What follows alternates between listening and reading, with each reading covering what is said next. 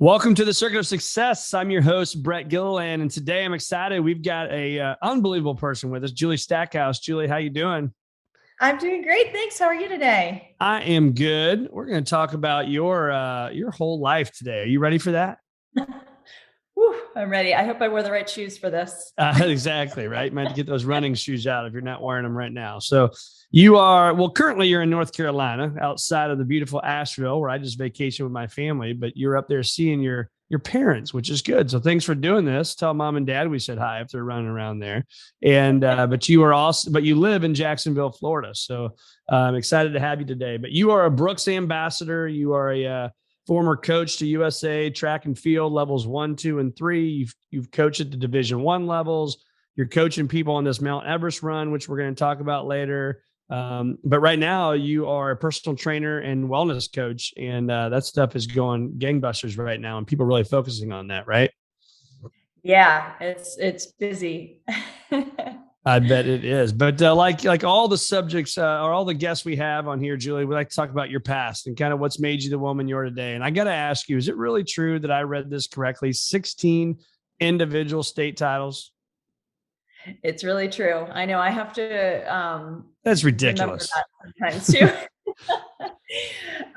Yeah, I grew up actually in this mountain town where I'm visiting right now, and it's just, you were just in this area. It's picturesque. But at that time, being a teenager, there wasn't a lot to do if you weren't into sports. And luckily, I was very into the sports and outdoors life. So it was an amazing, I actually did a lot of different sports, but track was where I really was able to take it to the next level. Yeah. So how did Yeah. that go? I mean, you get 16 state titles. I mean, that's unbelievable. I mean, it's cool to have one, maybe two, right? But 16. So you were allowed to do 4 events per year. So it was 4 titles a year. What I realized though now, looking back and having coached for a number of years, what I realize is more rare is the range of events that they were in. So it ranged from anywhere from the high jump and 100-meter hurdles to cross country. So I just didn't know. I grew up in this small town where really just kind of wherever we needed points would be the events that I would do. And that was fun for me because I was like Right. always training for new events. So, and I really do believe it's one reason why I'm still, I'm kind of dipping my toe into the ultra realm now these days. I think it's one reason why I'm still doing it and still healthy is that at a really young age, I really wasn't just running distance or just doing sprints. There was a lot of different things. And so I'm mindful now as a coach, I think it's really important for younger kids to develop fully and try a lot of different events. It just happened to be the path that I ran down, Yeah. but it really did work out. And it can be a lifelong sport. I tell people that all the time.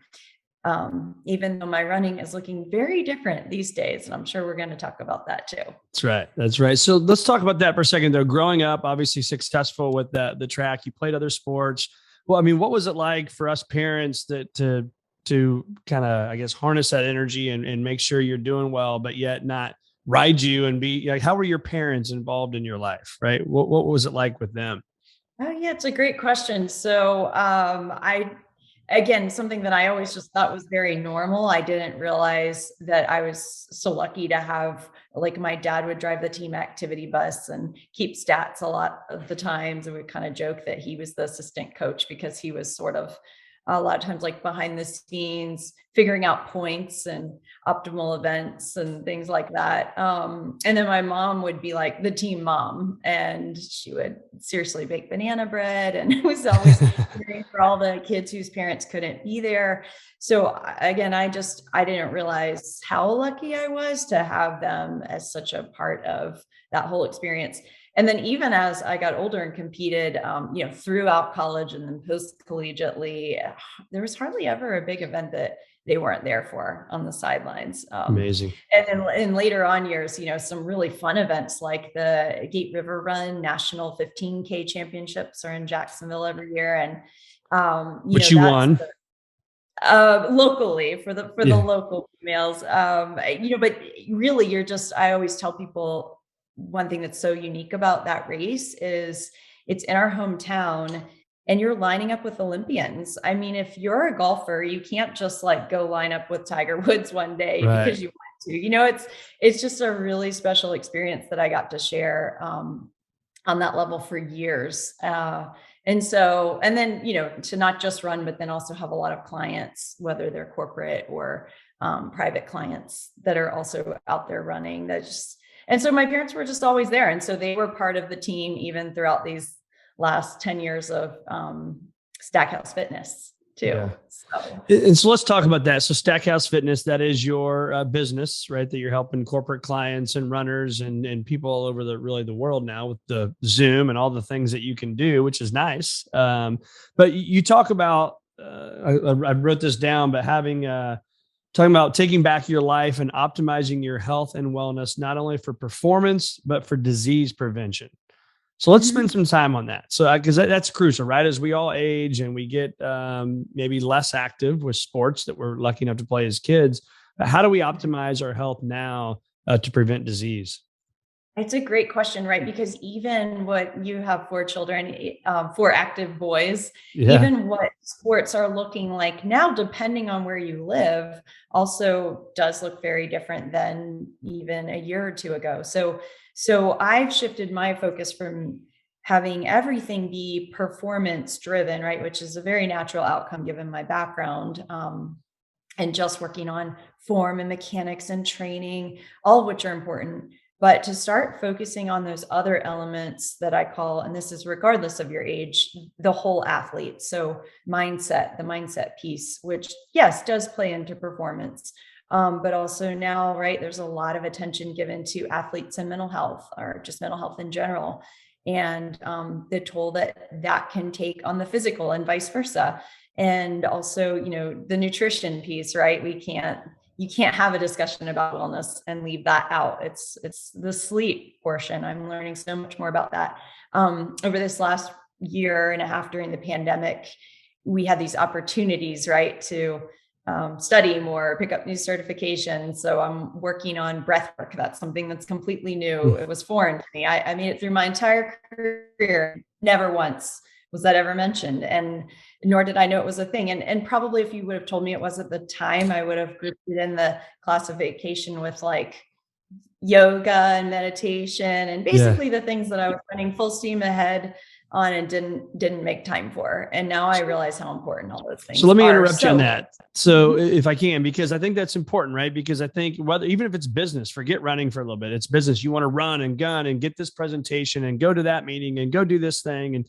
But yet I always talk about on here slowing down so we can speed up. So what have you learned now about breath work and meditation, right? Those things that are really kind of polar opposite to what we think about winning, because you have to slow down, you got to stop, and you got to focus on breathing. So what are you learning about that?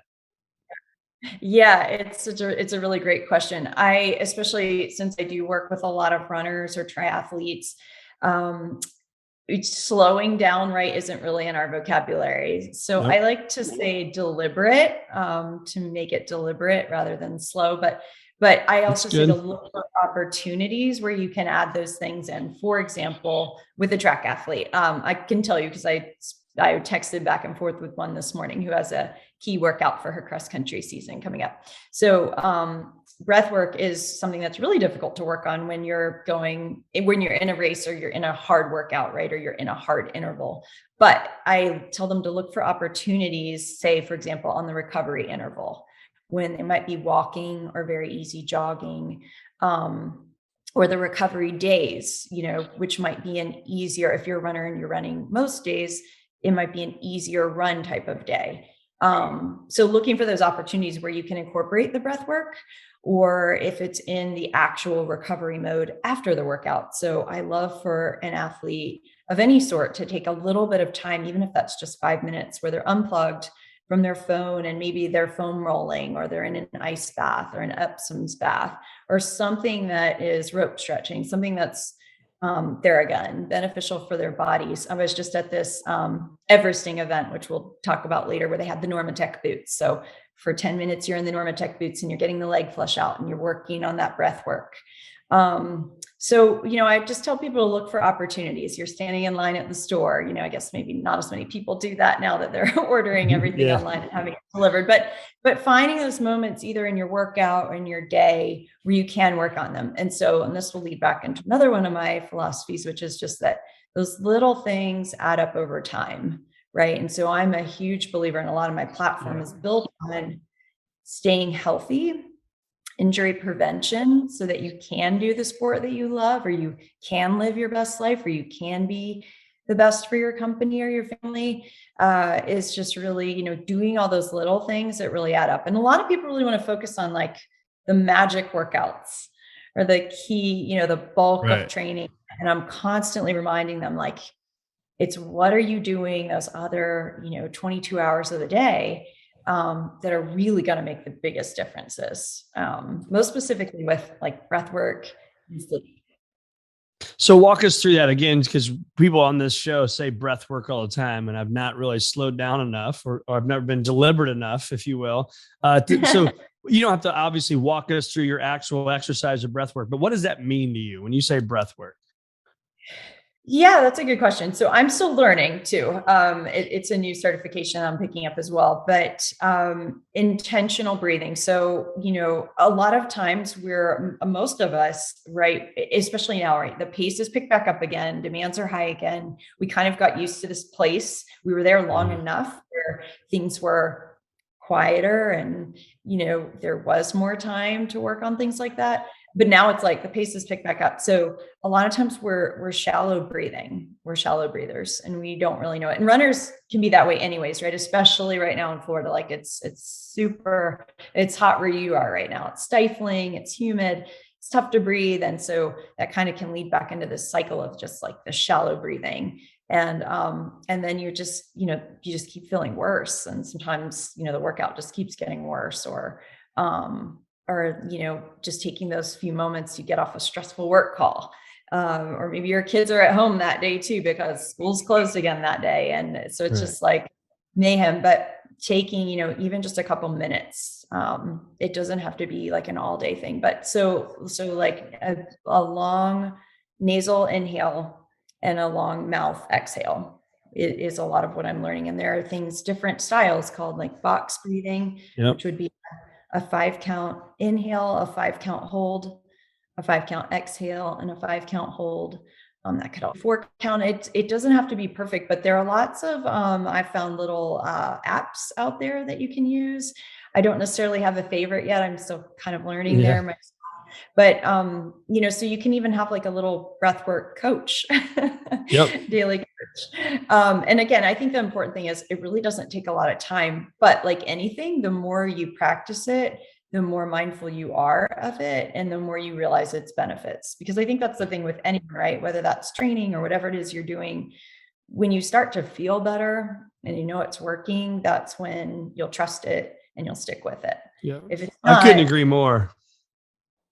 Yeah, I couldn't agree more. I think that I have learned too in meetings, even like if you're getting some anxiousness or whatever it may be, is that if you have that habit now, you can really do this breathing that you're talking about with anybody without people really even knowing you're doing it.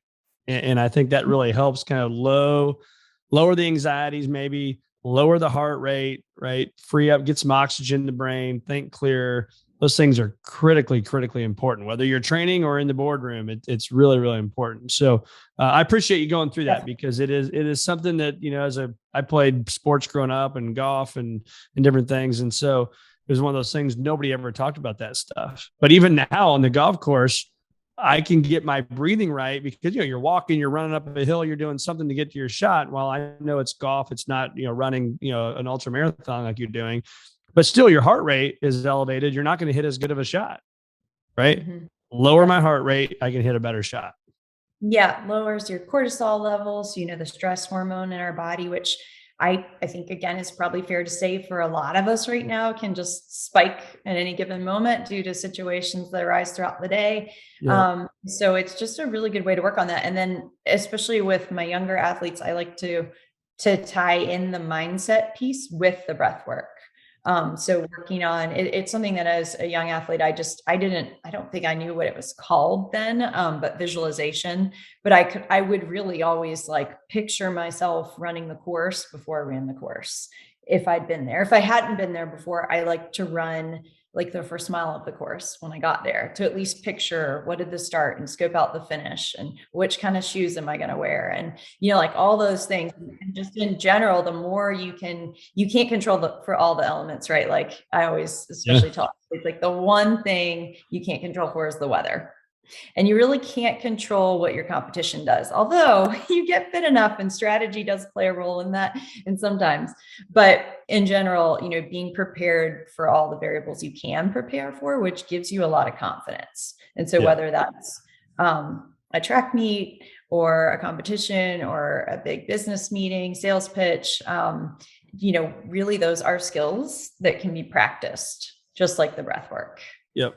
And I think that's important as well, right? I'm glad you're bringing this up. I think I'm reading a book right now, and it talks about that and this neutral thinking and all the stuff that's going on. But it talks about these great athletes to the great business people, how you can sit there, literally close your eyes, focus on your breathing and focus on what that meeting is going to look like. And, if you do that and I don't, there's probably a better outcome for you than there is for me. Fair? Yeah, it's like you've already been in the room before you've been in the room, right? Yep.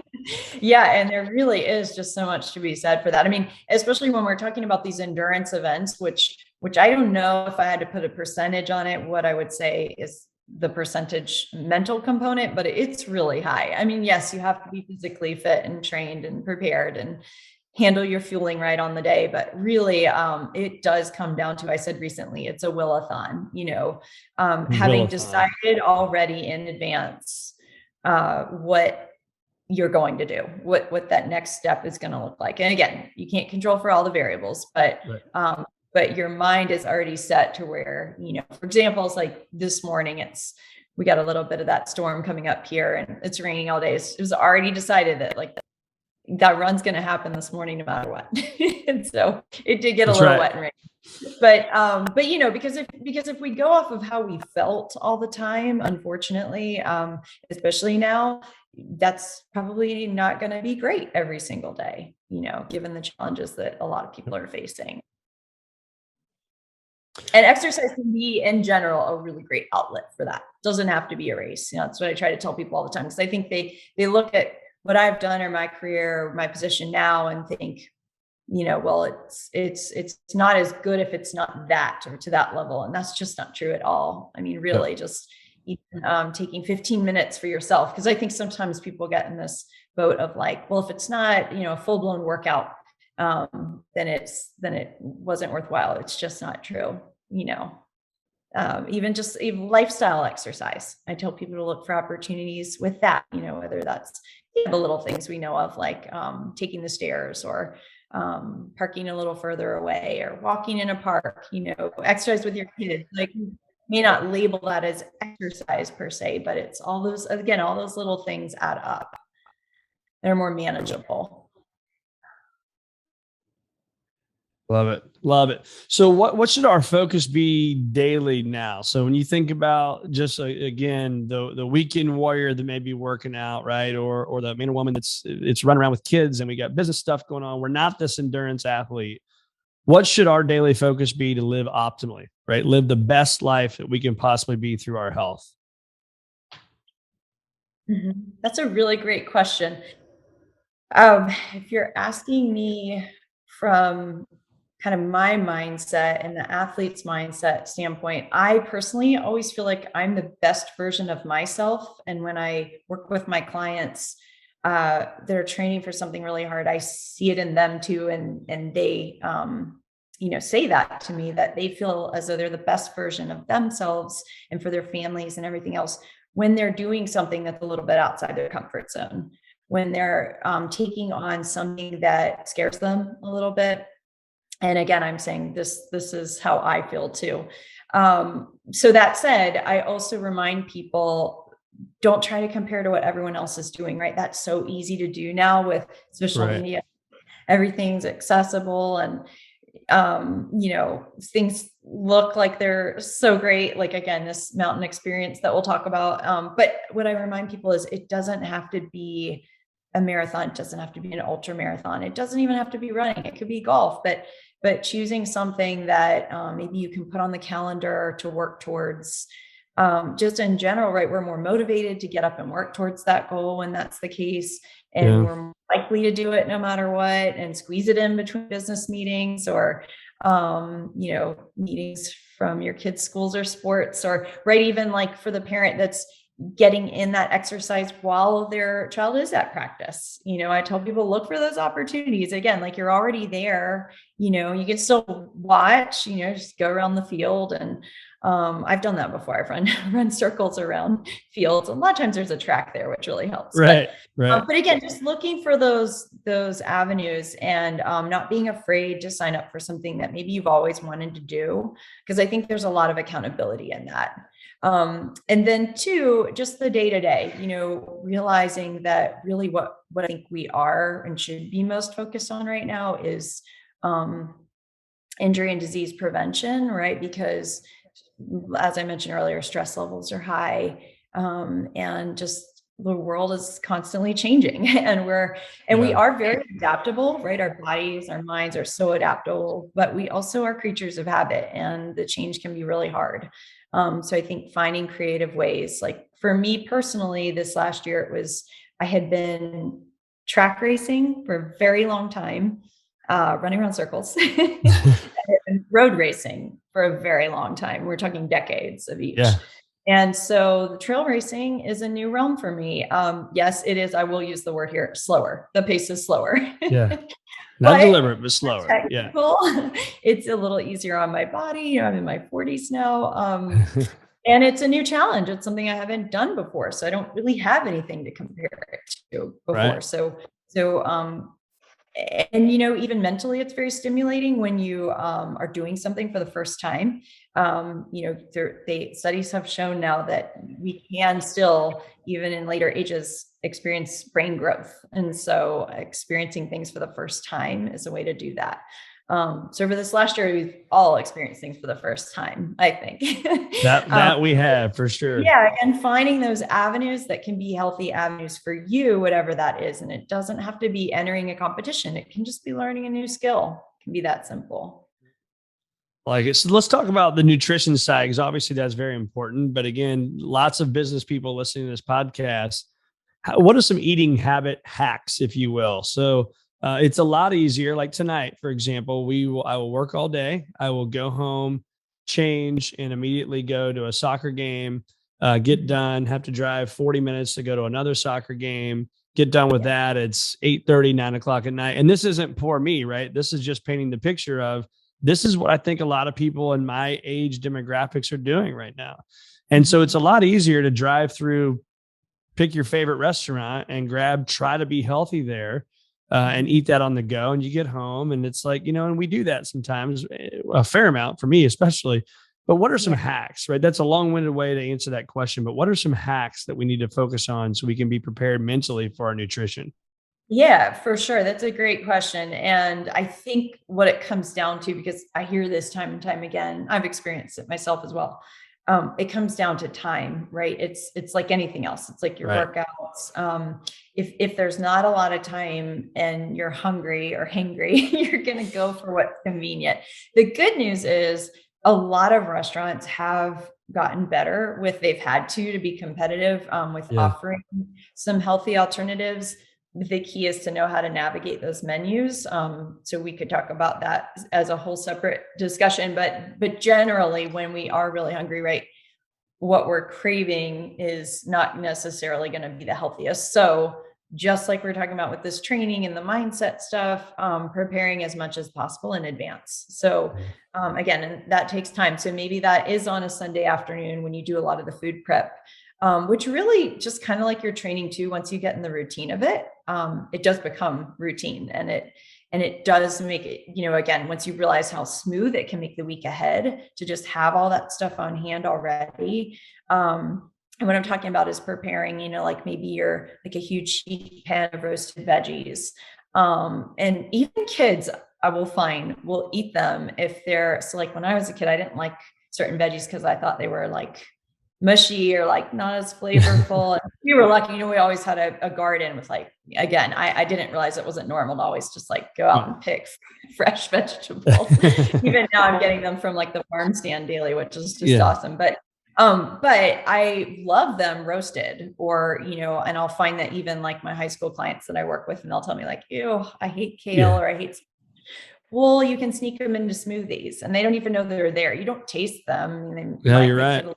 But yeah. And so I'm a huge fan, especially with kids with smoothies. And even now myself being in Florida, like after a run, it's just a great way to start my day off, blast my body with some fruits and veggies.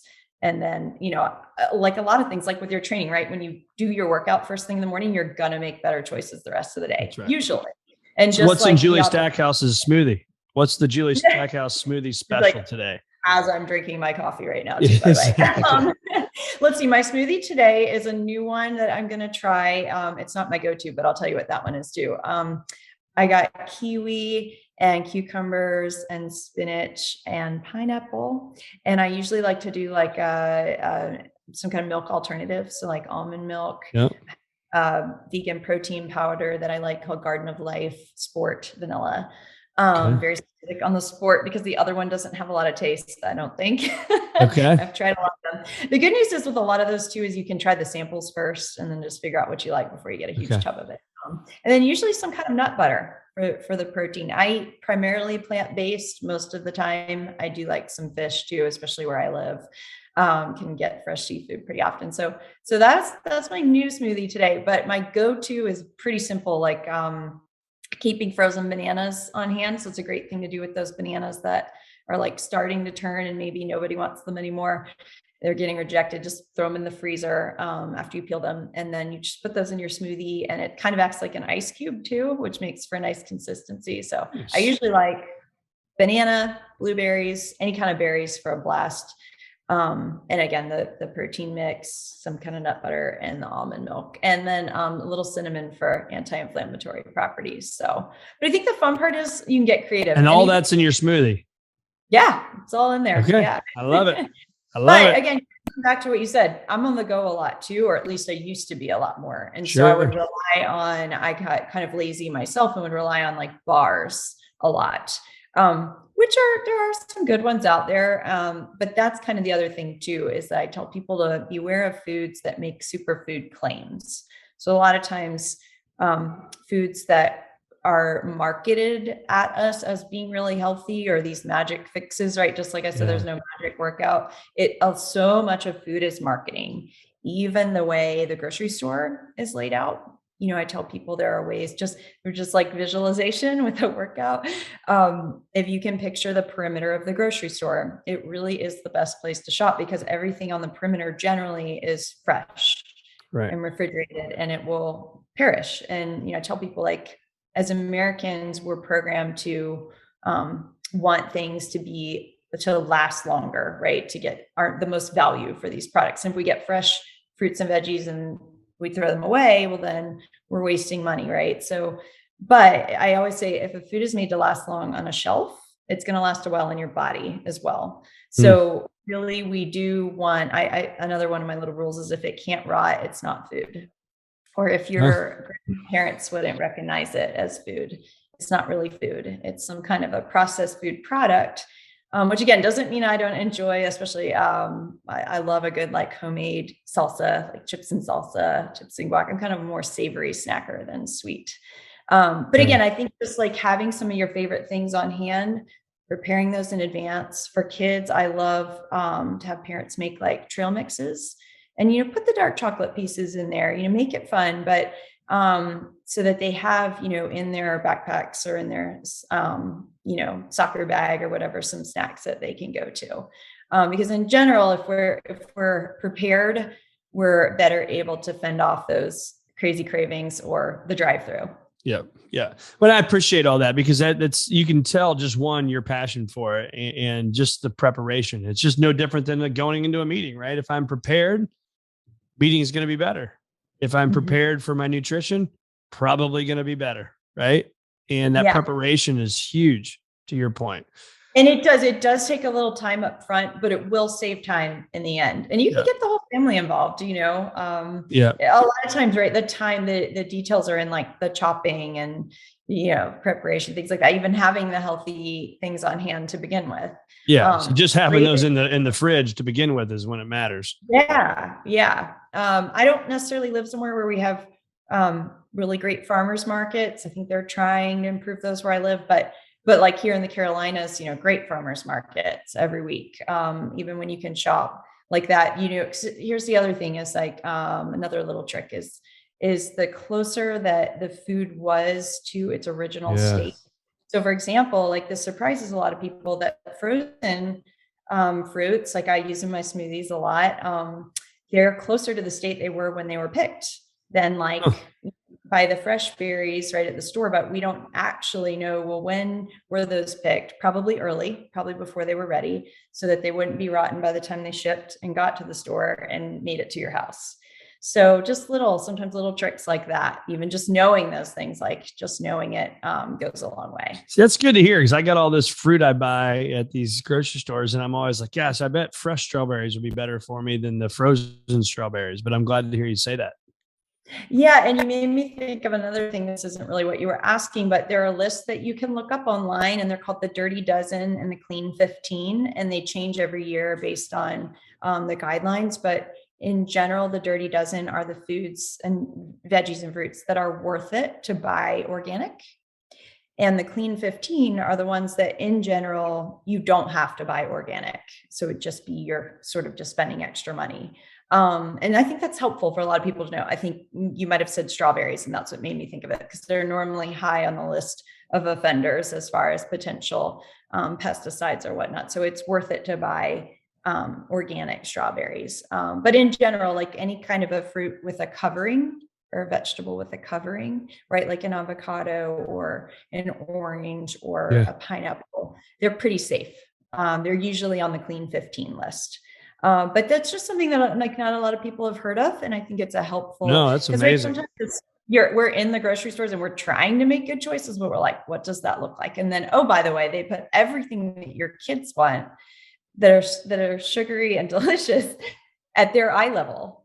And if you think about that, like the really healthy things are hidden like way up on the shelf or some far off organic aisle in the back of the store.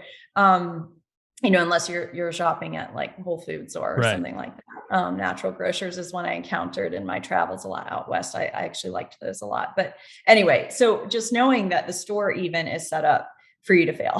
So you it's crazy. Be armed and ready. Like everything right is like on those end caps, right as you're checking out. All the candy, so amazing. Our world is set up for us to fail, isn't it? Yeah, I mean, somebody's successful off of that, but if we're talking optimal health and wellness, just that knowledge is power, and then just tying back into what you said, I think when we do have kind of those things on the schedule we're training for, like several of my clients right now, it's Boston, right? Because the Boston Marathon got pushed in the fall, so it's coming up here in October.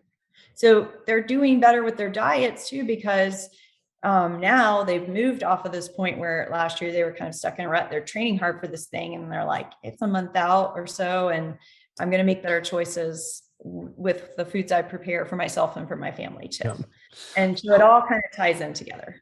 So let's talk about this. I love this, by the way. I love transparency. Vulnerability is you've got on your website all of your times, anywhere from the 800-meter to a 10-mile race, all the way up to a triathlon or the Ironman triathlon.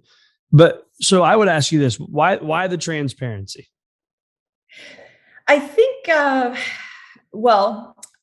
primarily one, I realized that there are a lot of great runners out there, but I realized that range is abnormal.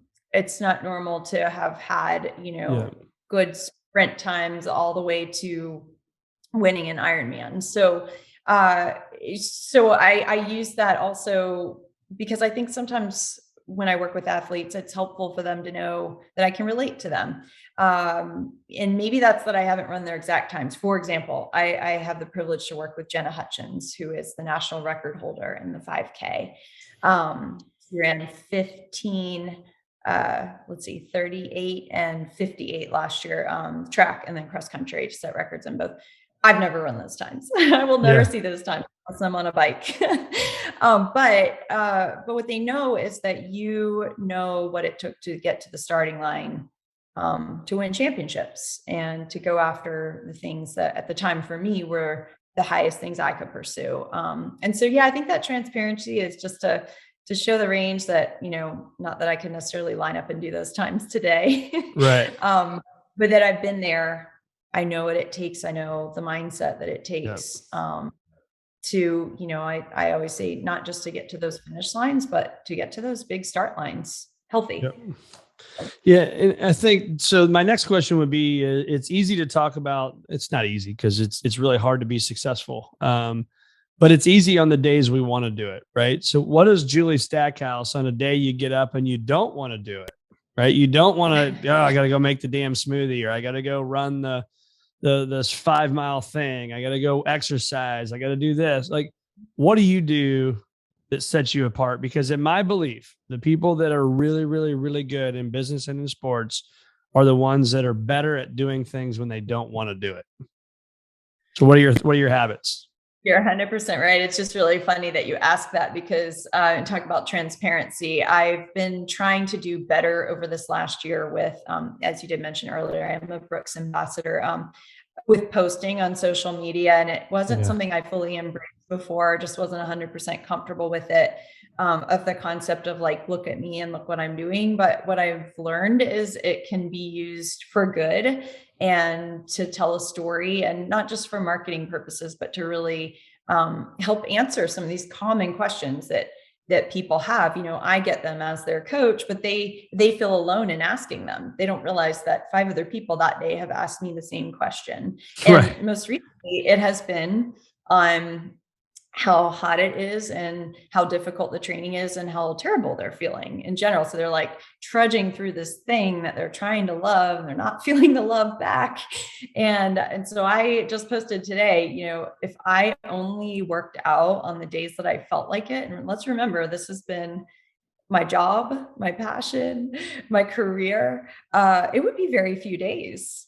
Really, because especially lately, again, it's even just basic travel after not having done it for a long time can be exhausting. Like the little things can take more out of us. I think most recently I've heard it called decision fatigue, and I'm like, it's real. And when I say that, people are like, kind of makes sense, right? Like by the end of the day, you're totally fried, and you think, and just like as runners, they think like, oh, I'm giving up, or like mentally I'm giving up. Not necessarily. You might also just like every circuit in your body is telling you we're tired, we need a break. And just in general, we've all been going through this long thing and are waiting for that break. And we kind of thought we had it, and then we didn't really. So again, depending on where you live and what the levels are like. So going back to just how important that is to take that time for yourself. I think whether it's a PR workout, personal record, or just you sweat some that day, or you had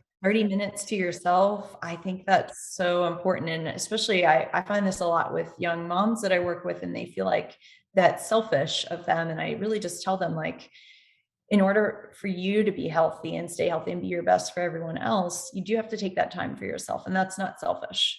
Because it is hard to care for others when you yourself aren't feeling well. But yeah, just going back to that question, I think it's what I said earlier. The decision is made in advance. That no, it might mean you end up altering what you're doing that day. Some days your body's just not cooperating, and you maybe didn't sleep enough, or whatever you ate the night before is still not settling well. It's Wednesday and it was after Taco Tuesday, and maybe you throw a margarita in there. Right. And so being able to adjust too. And I think that's the other thing I've said recently is it doesn't have to be perfect.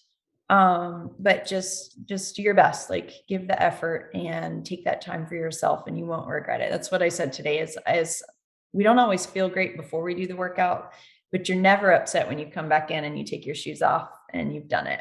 Yeah. No, you're not mad at yourself and say, gosh, I'm so upset that I just went and sweat and ran and exercised, did whatever. Yeah. Doesn't work that way. So I'm going to put you on the spot here. I'm going to throw out 4 words, and I want you to to rank these. Okay. Nutrition, Ooh. sleep, water, and movement. And movement, I'm calling, your exercise, right? Maybe that's yoga, maybe it's running, maybe it's lifting, whatever it is. So, nutrition, Okay. sleep, water, movement. Okay.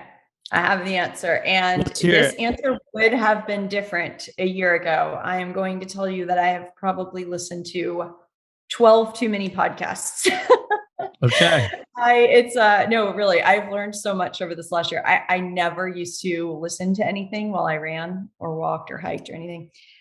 As we talked about earlier, I most often didn't slow down enough to stop paying attention to distance and time enough.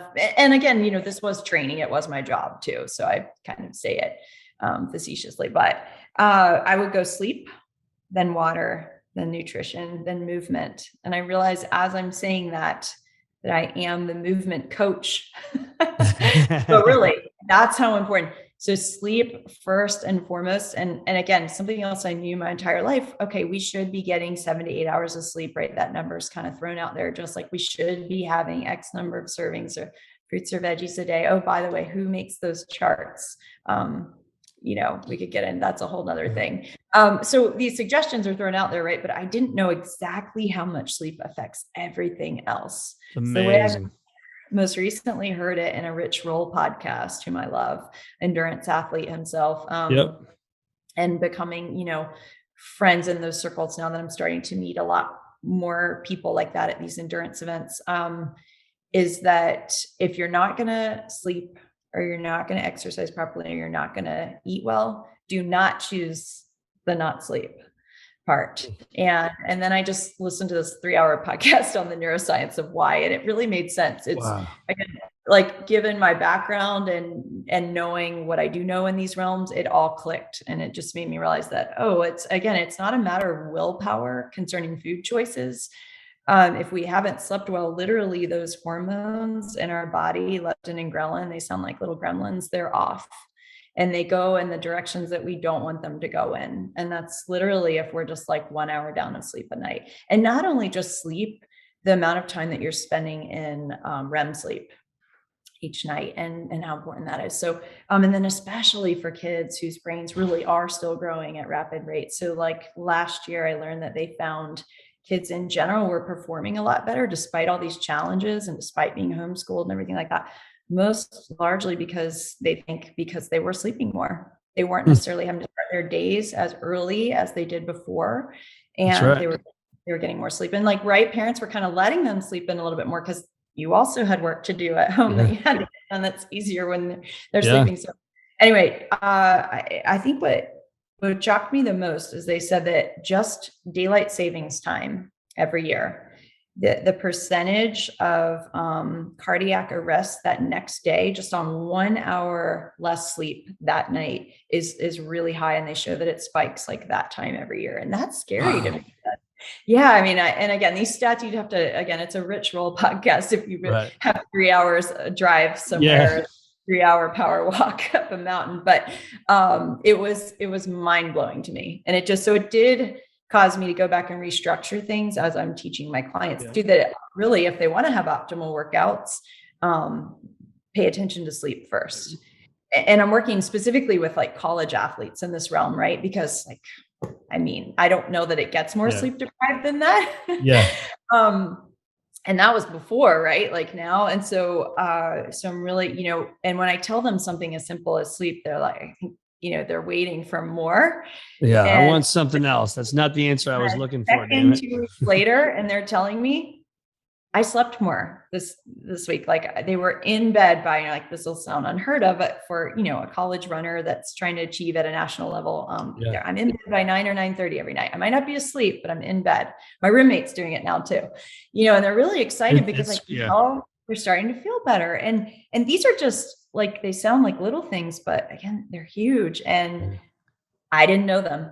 It does make me wonder. I don't have any regrets, but I do wonder, I'm that person that would have done everything. I did everything because I didn't think I was the most talented person on the tracker in the room. I knew that if I really committed myself, going back to that, what's the element of success? I knew that I would never regret trying to do all the right things within my power. That you don't ever get that time back. Like, that's what I always tell a young athlete now is you have 4 years, right? If they're high school, or 4 years more if you're in college, or 4 years if you're training for an Olympic training cycle. And then the rest of your life to do everything else if you want, but for those 4 years to be really focused and know that you gave it everything you could, you'll have no regrets. Yeah, that's huge. I love that. So You're sleep, water, confident. That's right. So sleep, water, nutrition, and movement are your order, which I love that. I was assuming that was probably going to be the order actually when I wrote those down today, but I'm glad to hear that. Water over the nutrition because again, like I talked about, a lot of us being shallow breathers and not knowing it. Most always we're dehydrated too, and that could be very largely the reason why your energy's feeling low or your food cravings are off. Or especially, right, like I live somewhere really hot, so just in general, when people finish a workout, you could wring the water out of the clothes on your body. I mean, it's just it's significant. So that's why I put that one ahead, and just realizing like how much better we would feel if we were hydrated throughout the day. Well, because you can eat the best stuff in the world, but if you're dehydrated, it doesn't matter. I mean, it matters what you're eating, but it still is going to be a downward spiral if you're dehydrated all the time. Yes. And if you're a coffee drinker like me, you do have to consume more water as well. I think it's an additional 3 cups for 1 cup. Oh, wow. Yeah. Well, so where do our listeners find more of Julie Stackhouse? You've got some great stuff you've given us today. Your website's phenomenal, great Instagram stuff. But so where do we find all of that? Yeah. So Stackhouse Fitness is, it's getstackednow.com. It's stackednow.com. And you can find me there. I've got, a form you can fill out on my website if you just want some more information. I am on Instagram at jstack12.